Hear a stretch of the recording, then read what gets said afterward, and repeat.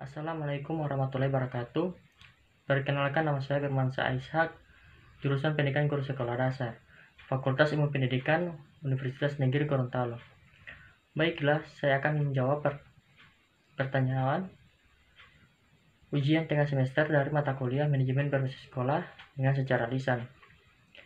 Langsung saja dari soal yang pertama, yaitu seiring dengan perkembangan pendidikan di Indonesia, muncullah kebijakan pemerintah mengeluarkan aturan tentang penerapan Manajemen Berbasis Sekolah atau MBS. Menurut pendapat Anda, mengapa ada aturan tentang penerapan MBS bukan dengan penerapan kurikulum tingkat satuan pendidikan atau KTSP?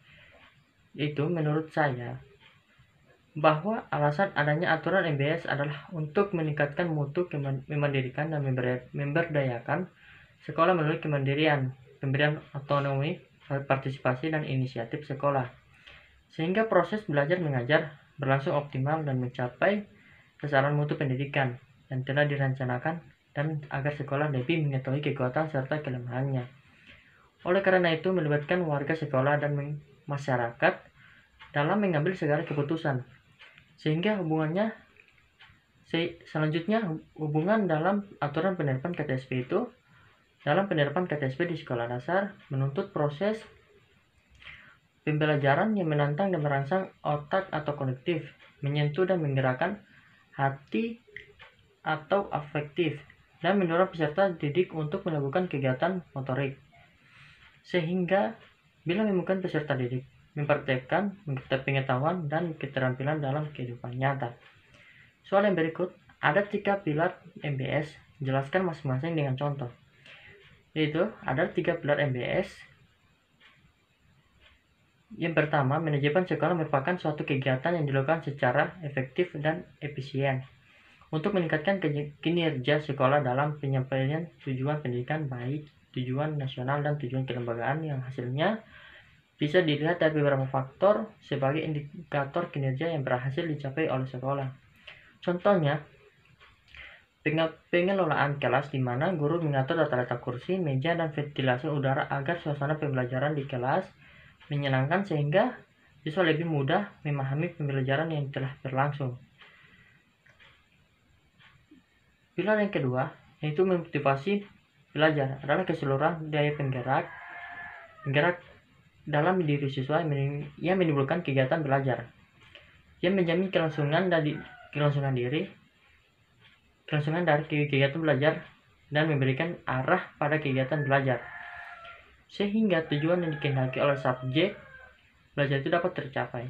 Contohnya, di mana seorang guru memberikan motivasi siswa dengan memuji agar siswa tersebut termotivasi dalam belajar. Pilar yang ketiga, kompetensi sosial, adalah kemampuan individu dalam bekerjasama membangun interaksi sosial dengan lingkungan sekitarnya, dengan menggunakan pengetahuan tentang dirinya dan terampil dan mampu berkomunikasi secara baik dengan rasa empati.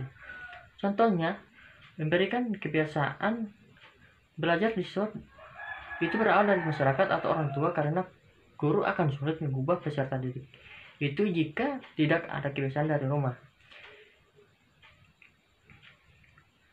Soal yang ketiga, menurut Anda faktor apa saja yang menghambat implementasi MBS? Faktor yang pertama, faktor guru yang mempunyai pola pengajaran sendiri-sendiri yang tercermin dalam perilaku terhadap proses belajar mengajar. Faktor yang kedua, faktor siswa yang memiliki keberagaman dalam hal kecakapan maupun kepribadiannya masing-masing. Faktor yang ketiga, faktor kurikulum, yaitu isi pelajaran, tujuannya yang hendak dicapai secara khusus menggambarkan bentuk perubahan tingkah laku yang diharapkan dapat dicapai siswa melalui proses belajar mengajar.